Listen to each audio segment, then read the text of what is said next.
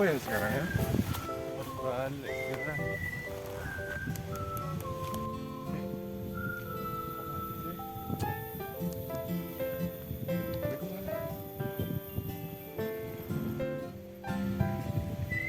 Lah, kok mati juga yo? Iya, Bunda dia pernah bilang sih. Jika kita berada dalam kondisi yang mendesak, di mana kita ingin melihat jam, tetapi pada saat itu tidak ada satupun petunjuk waktu yang bisa digunakan, maka jangan khawatir. Kita bisa menggunakan bayangan benda untuk menentukan waktu. Oke. Oke, ke tas. Aduh, untung ada papan dada. Sip jangka. Oke, penggaris.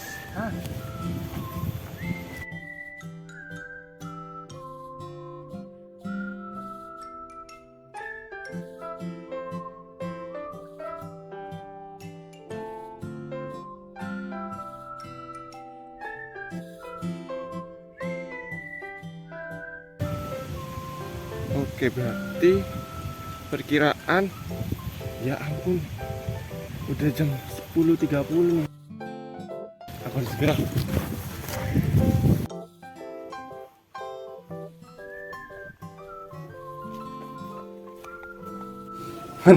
Bentar. Kok bisa sih Kak, si Bayu menentukan jam menggunakan bayangan benda? Ya bisa dong Kak, karena ketika suatu benda terkena pancaran sinar matahari, maka secara alami akan terbentuk bayangan matahari. Berdasarkan ilmu falak, kejadian seperti ini dapat digunakan untuk menentukan jam pada saat bayangan itu terjadi. Dengan catatan, harus ada data pelengkap, seperti lintang dan bujur tempat, nilai deklinasi matahari, tinggi tongkat, serta panjang bayangan yang dibentuk oleh tongkat tersebut. Oh, jadi begitu. Terus ya Kak, kenapa si Bayu menggunakan jangka? Padahal kan tinggal coret-coret aja.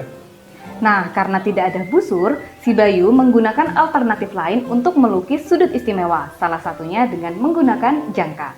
Caranya, pertama, gambarlah sebarang garis dan buatlah titik di luar garis tersebut, yakni titik P. Kemudian, lukislah busur lingkaran menggunakan jangka dengan titik P sebagai titik pusat, sehingga memotong garis di titik A dan titik P. Kemudian, lukis busur lingkaran dengan menjadikan titik A sebagai pusat dengan jari-jari yang sama seperti sebelumnya. Atau dengan kata lain, besar lebar jangkanya jangan dirubah-rubah ya. Lakukan hal serupa pada titik B, yakni lukis busur lingkaran dengan menjadikan titik B sebagai pusat dengan jari-jari yang sama pula. Nah, dari hal tersebut didapatlah perpotongan dua busur lingkaran di titik Q. Dengan begitu, kita dapat menarik garis lurus dari titik Q ke titik P dan jadilah 4 sudut siku-siku yang semuanya berukuran 90 derajat. Setelah terbentuk tanda plus tadi, Bayu melanjutkan dengan melukis sudut 60 derajat dengan cara pertama, lukislah busur lingkaran dengan menjadikan titik O sebagai pusat dan OA sebagai jari-jari. Lakukan hal yang sama pada titik A. Lukis busur lingkaran dengan menjadikan titik A sebagai pusat dan AO sebagai jari-jari. Dengan demikian, terbentuklah perpotongan kedua busur lingkaran tersebut yang diberi nama titik C. Terakhir, tarik garis lurus dari titik C ke titik O dan jadilah sudut AOC yang besarnya 60 derajat. Setelah itu, Bayu melanjutkan dengan melukis sudut yang terakhir, yakni sudut 30 derajat. Caranya, pertama, lukislah busur lingkaran dengan menjadikan titik C sebagai pusat dan CA sebagai jari-jari. Lakukan hal yang sama pada titik A. Lukis busur lingkaran dengan menjadikan titik A sebagai pusat dan AC sebagai jari-jari.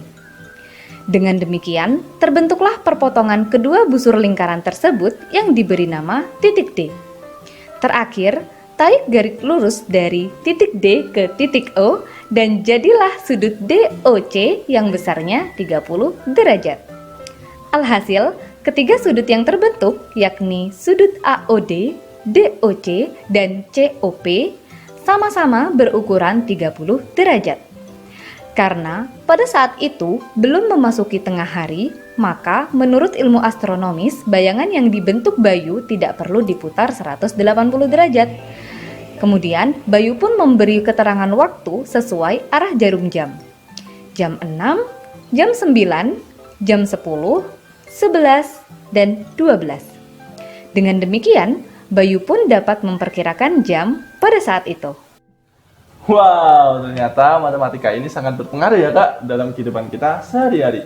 Seperti si Bayu tadi, meskipun jam tangan dan HP-nya tidak bisa digunakan untuk melihat waktu, tapi dia bisa mengetahui waktu dengan menggunakan konsep melukis sudut istimewa yang dikombinasikan dengan ilmu falak.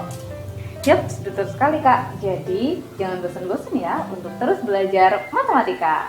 Nah, itu tuh. Sayangnya kita harus pamit nih Kak. Sebelum pamit, kita kasih pantun dulu yuk. Boleh? Pergi ke Jambi naik pesawat. Pulangnya kita beli nangka. Semoga ilmu tadi bermanfaat. Dan semakin suka matematika. Dadah. Dadah.